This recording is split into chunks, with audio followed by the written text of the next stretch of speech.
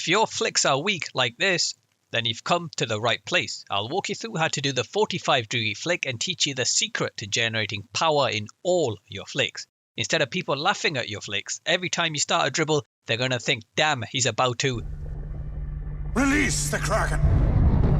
The 45-degree flick is one of the most powerful and useful flicks you can learn. If you disagree with me, let me know down in the comments below so I can ban you from the channel. Now, I'm only joking, I won't ban you, but it is one of the best flicks out there.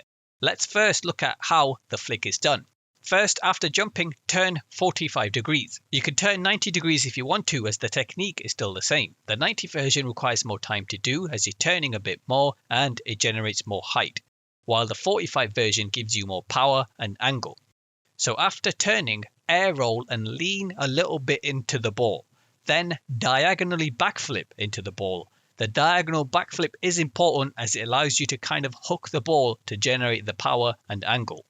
That is all you need to know to do a 45-degree flick. However, since you've clicked on this video, then you know it's not as easy as it sounds. You'll run into some problems. You might miss the flick a lot and you might not generate enough power. There's two things that can drastically change the quality of all your flicks. First is where you balance the ball. Every flick has certain spots that when you balance it right, you can generate insane amounts of power. I can't tell you exactly where these spots are as they change for every type of flick, and you'll have to learn to just feel them instead of trying to find them visually. For the 45-degree flick, try placing the ball more forward than usual and a little bit to the side. That small adjustment to the left or right is what allows you to get a good angle on your flick.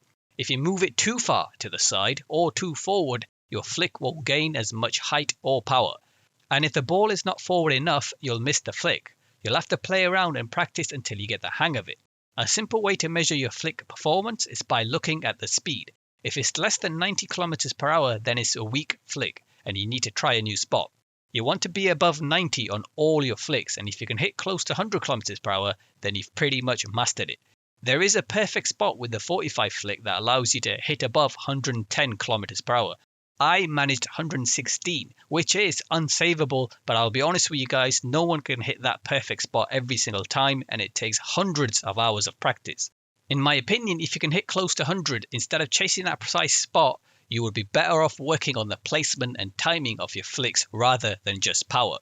To make the most of the 45-degree flick, you should drive at an angle towards the goal. It can be used straight on, but if you come at an angle, you'll be forcing the defender to move forward so he can defend the front post, and then you use the 45 flick to hit it behind him where it's incredibly difficult to save.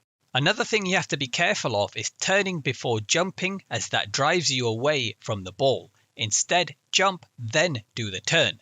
And this is the second factor to getting good power in your flicks. You have to keep the ball close to your car, not only when you're dribbling so it doesn't bounce, but also when you jump. You might have heard people tell you to lean into the ball before flipping. That's because when you jump, you might knock the ball a little away from you, and air rolling into the ball closes that distance. If there's no gap between you and the ball when you flick, it'll feel like you're throwing the ball instead of hitting it, and that's exactly what you're aiming for. That is why the 45-degree flick creates so much power, because you lean into the ball. Try to lean into all your flicks when possible. For example, for the front flick, you air roll slightly forward before front flipping and your flick will feel more accurate and consistently stronger. If you're close to the goal and want to keep it down, just air roll forward a bit more and you'll have a low flick. To generate more height, you can bring the ball back by a tiny amount just before flipping. This won't be as powerful, but it is useful to pop the ball over when someone comes in for a challenge. Now, the next time you're practicing and your flicks are weak, then change where you balance the ball and try to keep the ball close to your car by leaning into it. The 45-degree flick is an advanced flick, so it will take time to learn. If you still need further help with your flicks, then you can join the Discord and post your clips there. If you found this video helpful, hit that like button and don't forget to subscribe if you're looking to rank up on Rocket League, as this channel is all about improving and becoming an awesome player.